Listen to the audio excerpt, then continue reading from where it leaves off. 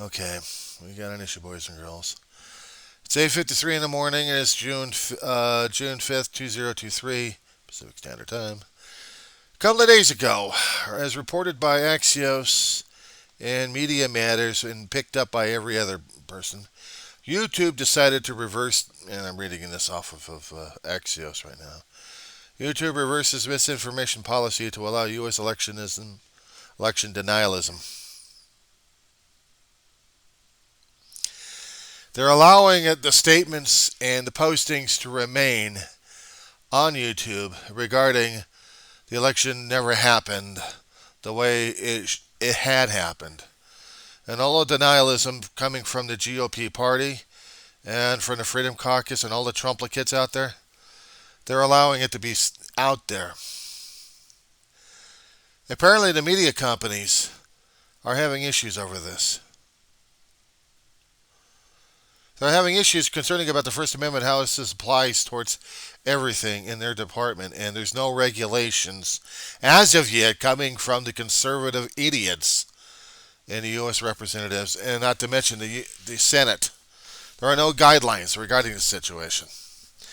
Those still in the Freedom Caucus and some of the GOP of the current Congress we have still deny what happened, even with January 6th, and denied Biden the victory that he actually had won legally.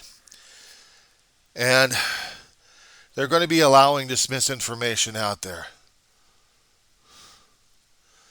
The other companies are weighing heavily on this one, but YouTube is going to be one of those companies. YouTube is Google, and Google's allowing this. Meaning that if people said that the election was rigged and it was false and there was other conspiracy things happening left and right, they're going to allow it out there. And so we've got backlash happening for the past couple of days, but the corporate media is not picking up on it. I'm not quite sure if the progressive media has picked up on it, but I sure as hell did. Actually, MSNBC did. They did it earlier this morning. They indicated on their own YouTube channel. YouTube again allow false claims about 2020 election fraud, and they talked about it for several minutes on it before they went for another topic. But the one thing I hadn't heard, except nearly at the last second, as a potential freedom of speech situation. It puts me back into the mindset of Skokie, Illinois versus the American Nazi Party back in the 70s.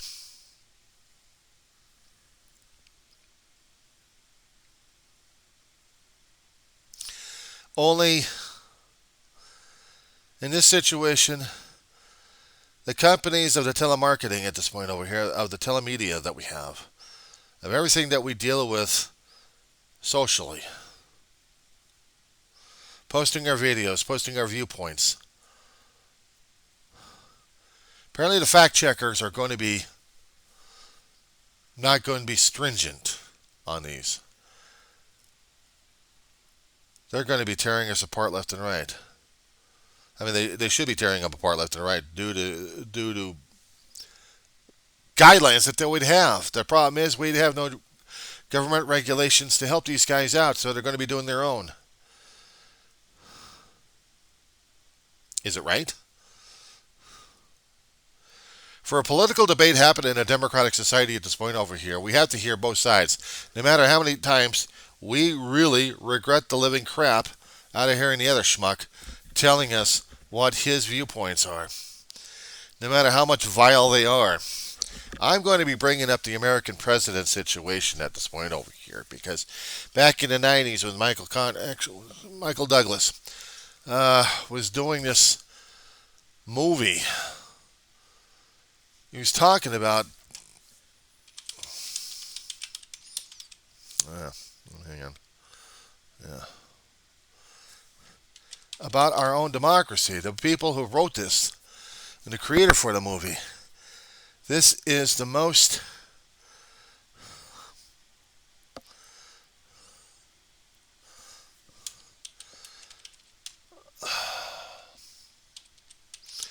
Okay.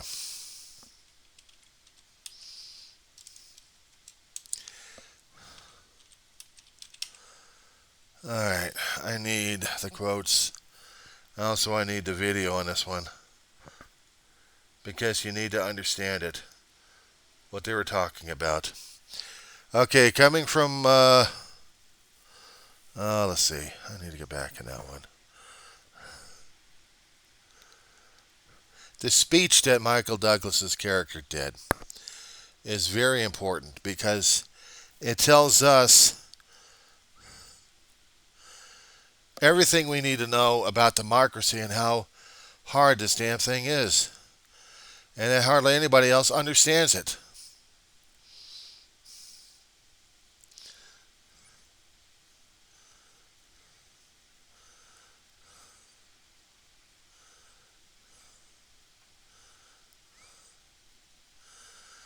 Let's see.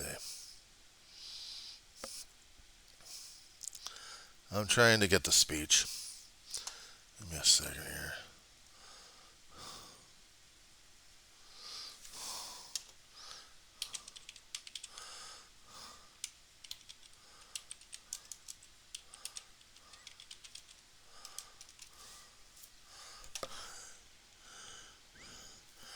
All right, let me see if I can get in there.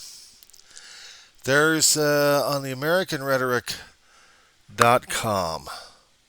It's got a video on this one, but I liked this one.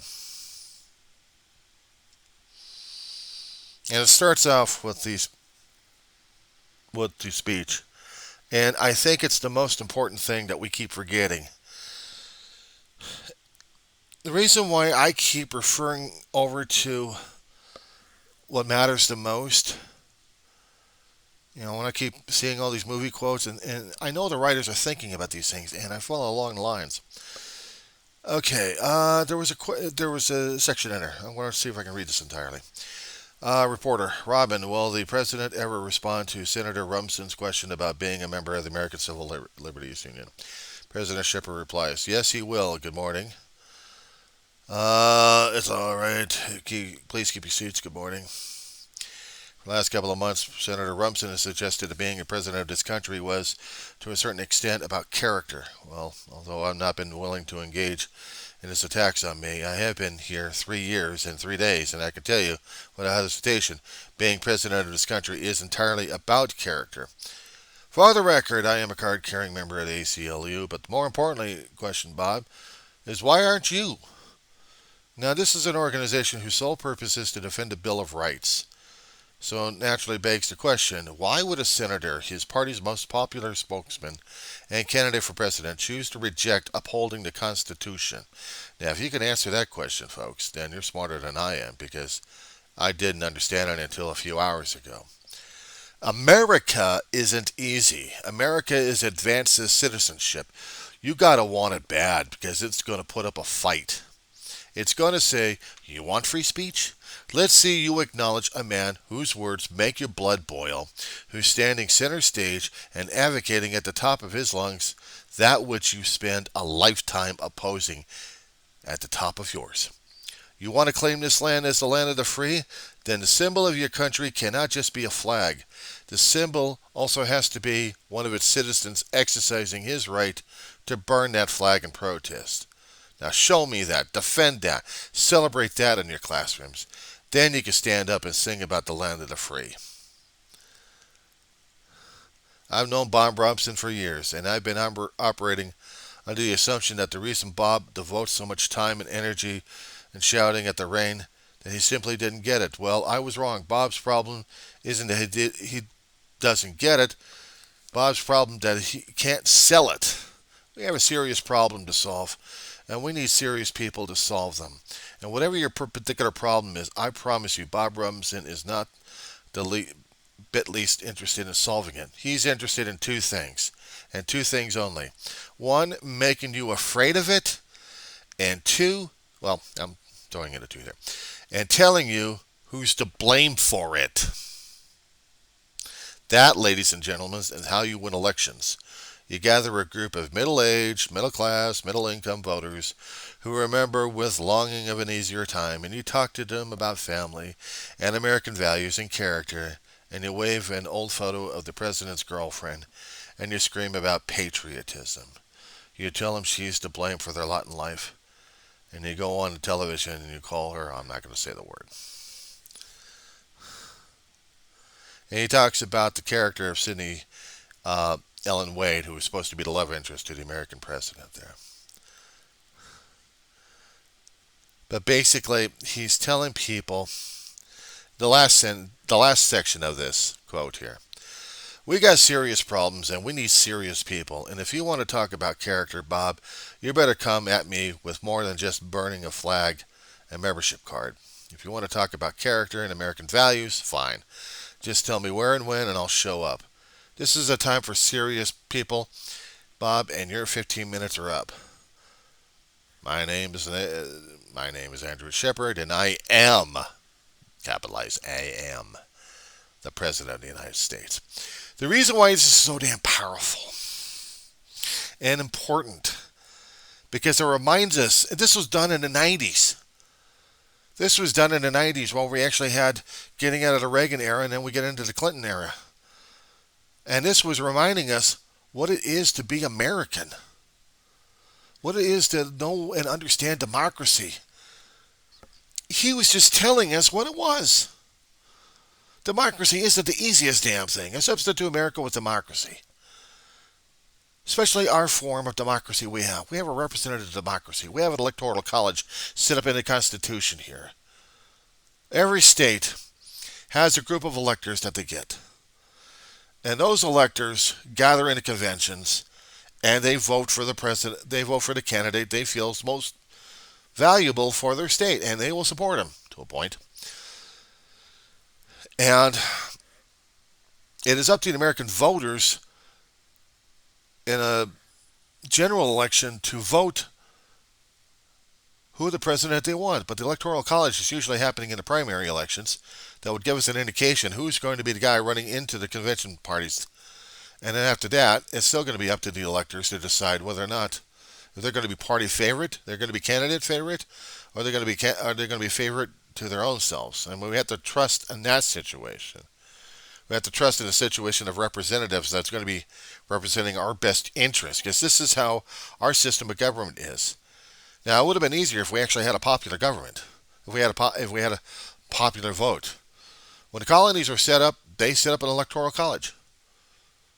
13 colonies was less people than we have. That may be about 1 million, but spread out in 13 states.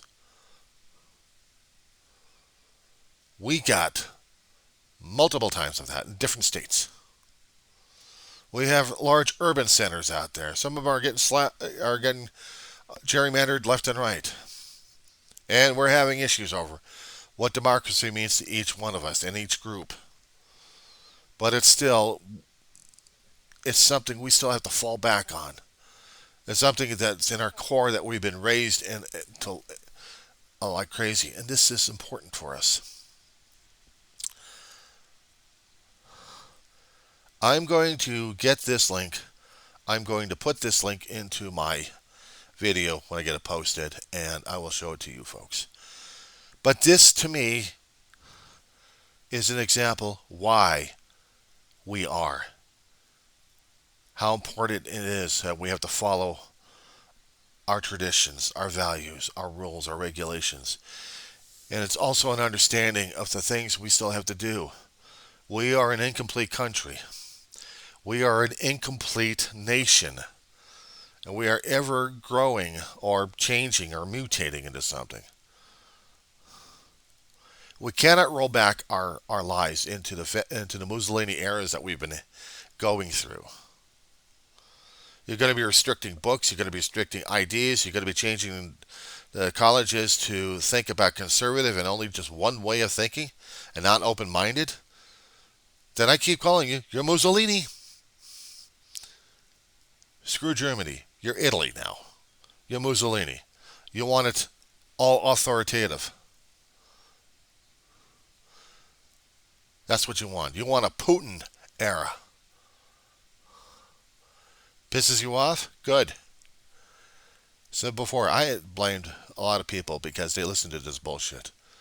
And they did not understand what America means to them, what freedom means, what civil liberties means, what everything that we've been taught and raised to live in. You guys just don't understand it until you lose it. Don't start crying to me when you do lose it, because I blame you all for it. Get with the program, guys. We're fighting for our country, our traditions, our values, the people that we've lost throughout the generations, and our future generations that we are. Because they're going to be needing us to keep the traditions of America alive. And if we don't know what those damn things are, go back in your books and start reading. Hard.